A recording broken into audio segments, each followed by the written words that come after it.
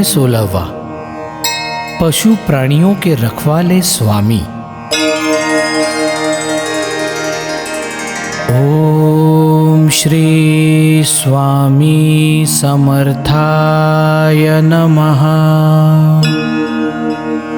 ओम श्री सद्गुरुभ्यो नमः। ओम श्री दत्तस्वरूपाय नमः। ओम श्री भक्तवत्सलाय नमः। स्वामी समर्थ गुरुवर ऐसे थे, मनुष्य प्राणी को तो जानते ही थे। पशु प्राणी की भाषा भी समझते थे, उनकी वेदना भी महसूस करते थे। पशु प्राणी भी उनको पहचानते, मनुष्य भले ही उन्हें गलत समझते। लेकिन पशु प्राणी नतमस्तक होते, उनकी ताकत वो भी जानते। कथा सुनो अब ऐसे प्राणियों की, पहचान थी जिन्हें स्वामी की। कद्र करते थे वे उनकी आज्ञा की, महसूस करते थे गलती खुद की। दयालु थे मेरे स्वामी गुरुवर, दया करते वे पशु प्राणियों पर।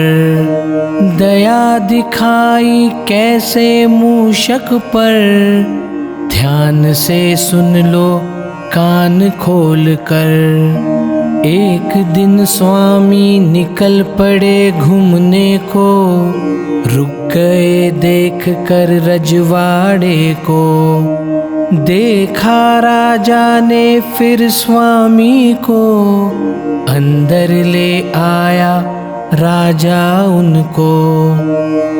ले गया उन्हें फिर पूजा गृह में, उलझ गए झूले पर बातों में।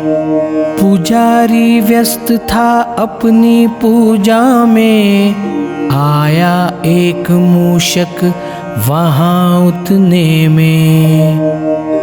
बार बार मूषक वहाँ आता, पूजा करने में बाधा डालता। पुजारी उसे फिर भगाता, लेकिन वो भी उसे सताता। गुस्सा आया फिर पुजारी को, फेंका उस पर एक लकड़ी को। गहरी चोट आई मूषक को, प्राप्त हो गया वो मृत्यु को। चल पड़ा पुजारी उसे फेंकने, पूंछ पकड़ कर लगा बाहर जाने। देखा उसको फिर स्वामी ने, कहा स्वामी ने उसे पास लाने। लिया हाथ में स्वामी ने मूषक को, करुणा दृष्टि से देखा उसको। नीचे ऊपर घुमाया उसको, कहा जाने क्या स्वामी ने मूषक को। मरा मूषक फिर जिंदा हो गया, स्वामी का कहना वो समझ गया। दर्शन लेकर वो भाग गया, स्वामी की ताकत वो जान गया। सभी देखते रह गए लीला को, स्वामी समर्थ के दया दृष्टि को। वंदन किया सभी ने स्वामी को, जीवन दान दिया मूषक को। मनमानी ना करते कोई स्वामी से, डरते सभी थे उनकी ताकत से। पशु प्राणी भी डरते थे उनसे, कथा सुनो अब तुम ध्यान से। बैल की ताकत सभी जानते, धुंध होता वो तब सभी डरते। मालिक का भी वो ना सुनते, कभी किसी की जान भी लेते। एक दिन एक बैल मस्ती में धुंध हुआ, एक बगीचे में वो घुस गया। मालिक भी उसे संभाल न पाया, स्वामी के पास वो आ गया। हाथ जोड़कर कहा स्वामी को, आप ही रोको इस बैल को। खतरा है ये मेरी जान को, नहीं संभलता अब ये किसी को। स्वामी चल पड़े उस बैल की ओर, खींचने लगे उसे कान पकड़कर। समझाया उसे बातें सुनाकर, बैल रह गया बकरी बनकर। अजीब सी ये लीला स्वामी की, बैल भी समझ गया भाषा उनकी। मान ली उसने आज्ञा स्वामी की, समझ ली उसने ताकत उनकी। कथा सुनो अब एक बंदरी की, बम्ब गार्ड के एक सुंदरी की।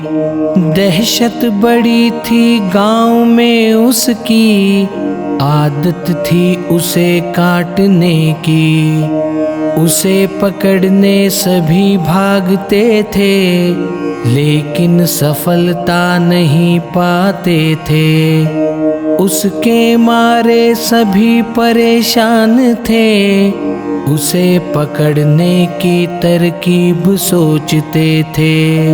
एक दिन बंदरी मंदिर के पीछे छिप गई, स्वामी भक्त भुजंगा को वो दिख गई। भुजंगा ने फिर स्वामी को खबर दी, उसको दंड देने की विनती की। स्वामी ने कहा फिर भुजंगा से, मैंने बुलाया कहो बंदरी से। कहा भुजंगा ने फिर बंदरी से, स्वामी ने ही बुलाया है उसे। बंदरी चल पड़ी मुंडी झुकाकर, खड़ी हो गई उनके सामने जाकर। दुम हिलाने लगी नतमस्तक होकर, फिर गिर पड़ी उनके चरणों पर। डांटा स्वामी ने फिर बंदरी को, क्यों फिजूल तंग करती तू लोगों को। छोड़ देना अब इस आदत को, नहीं तो दूंगा दंड मैं तुझको। स्वामी आज्ञा समझ आई बंदरी को, छोड़ दिया फिर उसने आदत को। वंदन किया फिर उसने स्वामी को, दर्शन लेने आती सुबह शाम को। स्वामी के पास ही उसने जीवन बिताया, उनके चरणों में ही जीवन समाप्त किया। स्वामी का रूप उसने जान लिया और अपना जीवन समर्पित किया। अर्थ समझ लेना इस लीला का, मालिक समझो स्वामी को जगत का।